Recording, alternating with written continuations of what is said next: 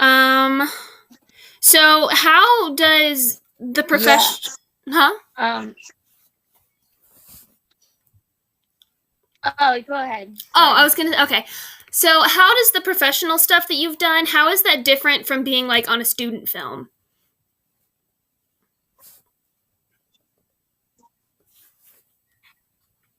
Um. Honestly, I think. Well, a lot of the stuff I have worked with is through Lee, and there was a Mm-hmm. lot of Lee professors and students mixed in.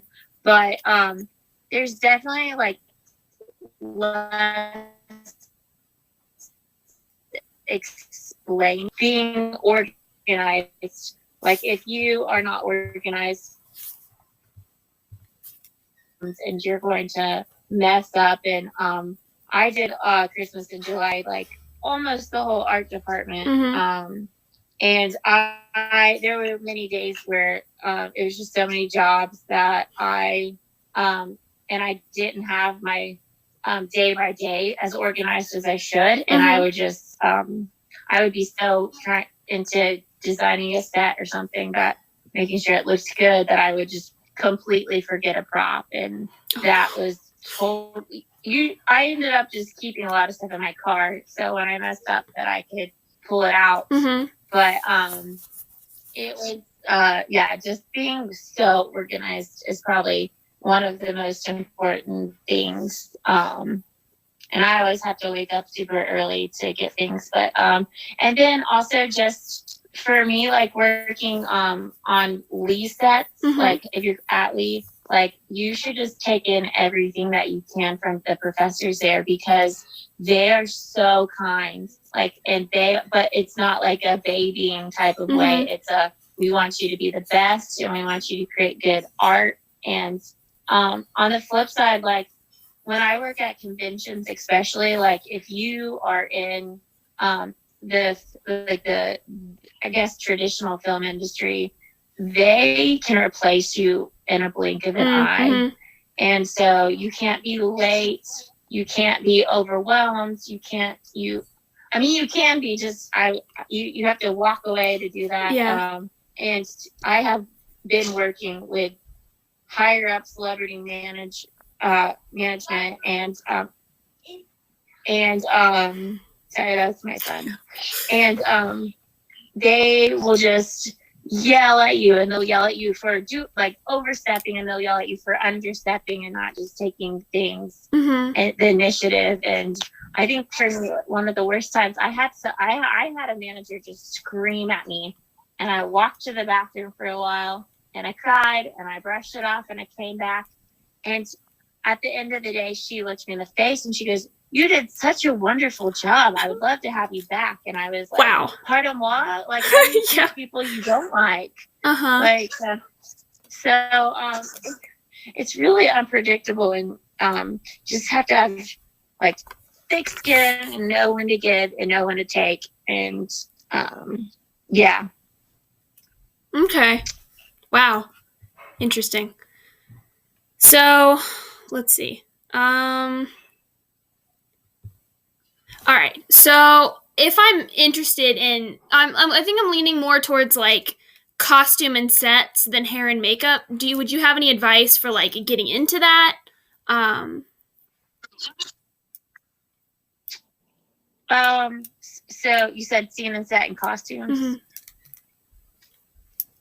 So for costumes, there, and Beecher's actually friends with her, and her name is Chelsea, and I'm going to butcher her last name, but she does awesome wardrobe assistant. And for me, the thing that I never really realized until I got more into the industry was that costume design and wardrobe are very different things. And Really? I can be a seamstress, and I can make patterns. Yeah. And so I like in learning how to measure people and draw out costumes, and how does this garment work, and fabric shopping, and Mm-hmm. all of that stuff. And what is the function of this costume? And building and designing costumes is a lot different than wardrobe supervising.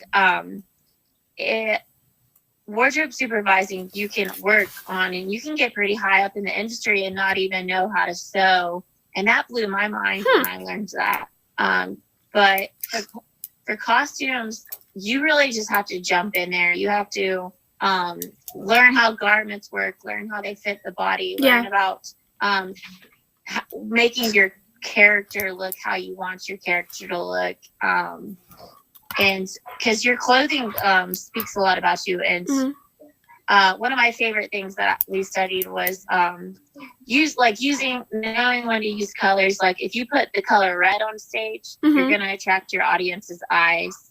And so studying all of that stuff is super important. And scene and set is the same thing. Like I spend a lot of time, probably an unnecessary amount of time, which is why I like history so much, is studying history and studying architecture and studying like different time periods of clothing.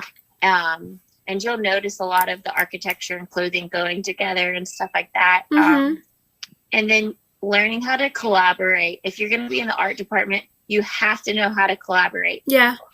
Because and we were fixing this problem, like and Christina Scoggins, if you're going to be at Lee for a while, she's an amazing person. And I don't know if you sew at all, but she might need more helpers when I graduate. But excuse me a moment, Harley, go upstairs if you're going to talk, please.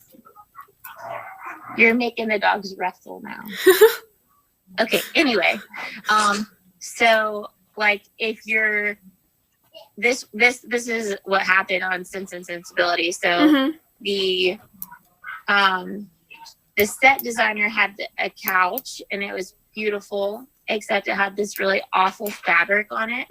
And the costume designer had built a beautiful gown to go on it. And the gown was beautiful and the couch was beautiful. I personally didn't like that fabric, but the dress on the couch that the actor had to sit on, it looked terrible. And so the costume designer had to request that the set designer change the fabric. Okay, and so just learning how, and so it's just stuff like that you don't really think about, but you have to be able to give and take. And he could have easily said, no, I like that fabric, and she might have had to change her color scheme, or they might have just have had clashing and stuff like that. So but if you're going to work with costuming, you have to just build and build and build. And for everything that I put out, I've thrown away things, like so many things, because I've just messed up. And